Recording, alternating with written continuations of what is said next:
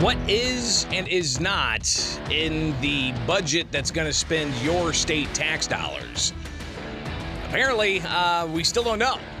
With a bill that was filed late last night, apparently they're going to have a hearing on it this morning. The plan, though, early yesterday was they had an agreement.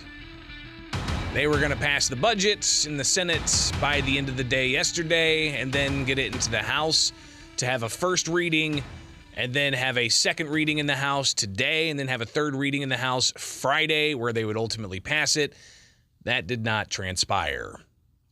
So taxpayers still don't have definitive information as to how their dollars are going to be spent here in the state of Illinois. So let's hear some of the legislative leaders yesterday and the governor holding a news conference talking about how they came to an agreement on a budget deal. What's in it and what's not in it? And when are we actually going to see this thing happen? Here's Senate President Don Harmon laying out what his goal was yesterday afternoon when they held this news conference in the governor's office.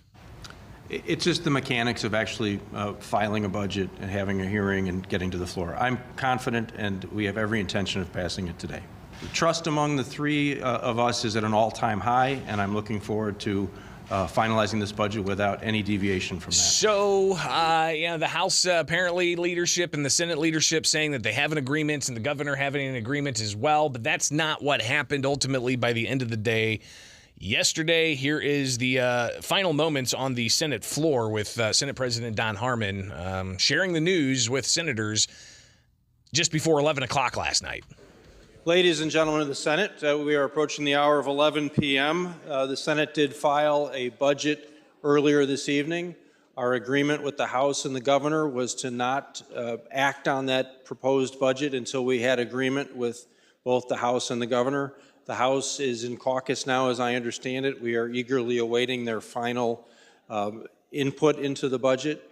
I think it is a mechanical impossibility for us to pass a budget tonight in time for the House to read it in on this calendar day. So I think the wisest course of action is for us to wrap up our business today, give more time for review of the introduced budget and to consideration of proposed amendments. We will ask our Appropriation Committee to meet at 9 a.m. tomorrow morning to take public testimony on the budget and to answer any questions that folks might have.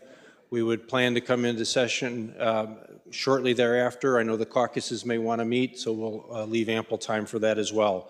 But I appreciate everybody's good humor today as we try to pass a responsible, balanced budget. I appreciate the bipartisan way in which we've address this issue, and we will continue those bipartisan conversations through the day tomorrow. So go home, get a little bit of rest, come back at 9 a.m. tomorrow for a committee hearing on the appropriation bill and related titles, and we'll wrap up our business on the floor tomorrow. Thank you very much. Senate President Don Harmon there saying, hey, lawmakers come back tomorrow. We'll have the hearing on the budget when just hours earlier he said that the plan was for the Senate to advance the budget yesterday so it could get into the House with the various readings. But a mechanical impossibility of getting the budgets passed before the end of the evening last night. So they were there until close to 11 o'clock.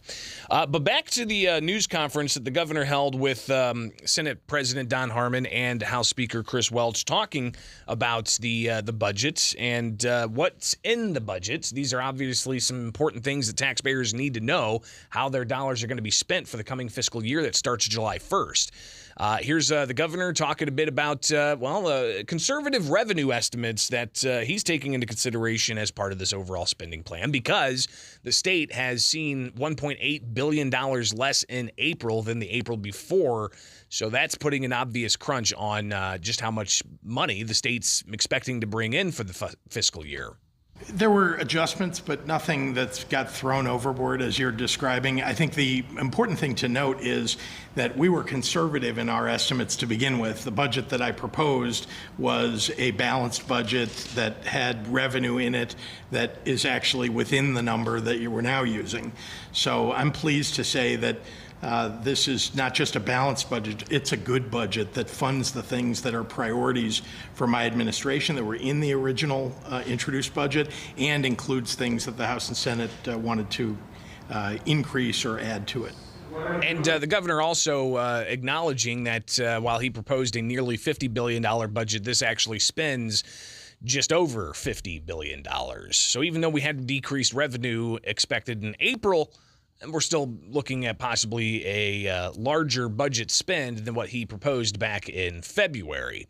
So what's in this thing? What is in this budget? Obviously, a lot is going to be spent. If you're talking $50 billion, here's a one sheet that the governor's office put out. We'll just kind of read through this. Fiscal responsibility, they say. Fifth balanced budgets, they claim. This budget builds on 4 years of historic fiscal progress with balanced budgets, earning credit rating upgrades, a rainy day fund, and surpasses $2 billion. The elimination of the bill backlog, and $1 trillion in gross domestic product. $200 million of additional pension payments beyond what's statutorily required, bringing the total pension stabilization investment up to $700 million. That seems to be a little bit different than,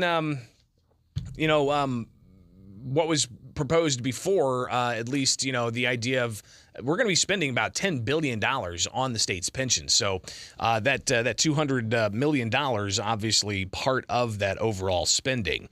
Then you've got some of the other things in here, including education, Smart Starts. It's a $250 million fund for the governor to expand early childhood education. You've got K through 12 schools getting $350 million more through the evidence-based funding formula, $45 million for first-year, 3-year pilots for filling teacher vacancies, $3 million to expand access to computer science coursework, and a whole bunch of other things. Higher education, $100 million in additional monetary assistance program grant funding, $100 million increase for public universities. So obviously, public universities getting a boost there. There's spending to help fight poverty for homes and groceries. Also, healthcare and human services. DCFS is going to hire 192 extra staff. Those are just some of the other areas that you're going to see. Economic development. You've got proposals for $400 million for economic development deals to attract businesses to the state. So using your tax dollars to attract businesses to the state. While Republicans have said time and again, the way you attract businesses to the state is by lowering property taxes, lowering the cost of doing business by addressing workers' comp costs and payroll taxes and so on. These are obviously some things that the minority party at the State House has pushed for years, but really hasn't gotten any traction with majority Democrats. So some of the other things that are in this budget, obviously, you're going to see the funding, subsidized health care of immigrants in the country, undocumented, living in Illinois. Here's Governor J.B. Pritzker talking a bit about that particular issue when it comes to just exactly what kind of spending is going to be done on that side of the ledger. Well, I want to remind you that the state already has been funding and will continue to fund some of, in fact, a majority of the cost of the those who are asylum seekers who come to Chicago.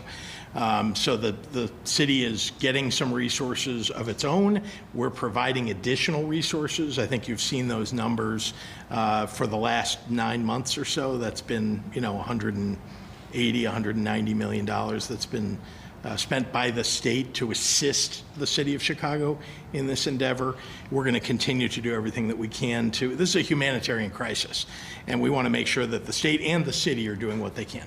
So the governor, again, talking about the spending of taxpayer resources to help house migrants being taken from the southern border and transported to Chicago and elsewhere throughout Illinois, but also the health care costs for those migrants. If they're over the age of 42, they're going to be covered. And the governor talks about how there could be some policies, and it's all going to be part of the budget implementation bill as to what kind of reimbursement rates they're actually going to have and whether or not they can expand taxpayer subsidies for immigrants in this country undocumented. So we'll see exactly what happens. But again, no budget passed last night out of the Senate. Another thing that's, we've talked about what's in it, what is not in this budget. The Invest in Kids scholarship program is not addressed. Here's the governor being asked about that particular prospect. Right now, this is not something that's been covered by the budget agreement. It's something that, still has time potentially, but it's not something that's in the budget agreement now. So that program, that's the smallest inkling of school choice in Illinois, apparently not part of this budget agreement. We'll hear a conversation I had with Anthony Holter from Empower Illinois, one of the granting organizations for the Invest in Kids Scholarship Program. We'll share a conversation with him next year on WMAY.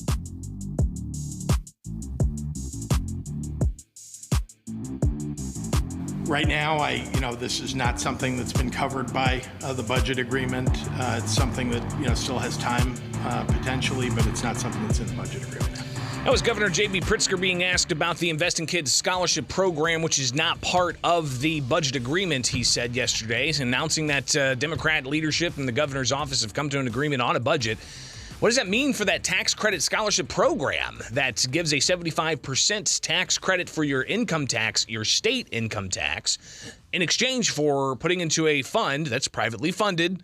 And that fund then gives scholarships to families of children whose public schools are failing them. That was set to expire at the end of this year, and it doesn't look like that's going to happen necessarily. I talked with Anthony Holter from Empower Illinois. He is an advocate for this program and talks about the good deeds that are being done with it. And he shared with me just kind of where they're at right now and what could possibly happen if this thing is not addressed before they leave for the summer. Yeah, I mean, that is the question of the day. I'm not surprised that it's going to the very end here.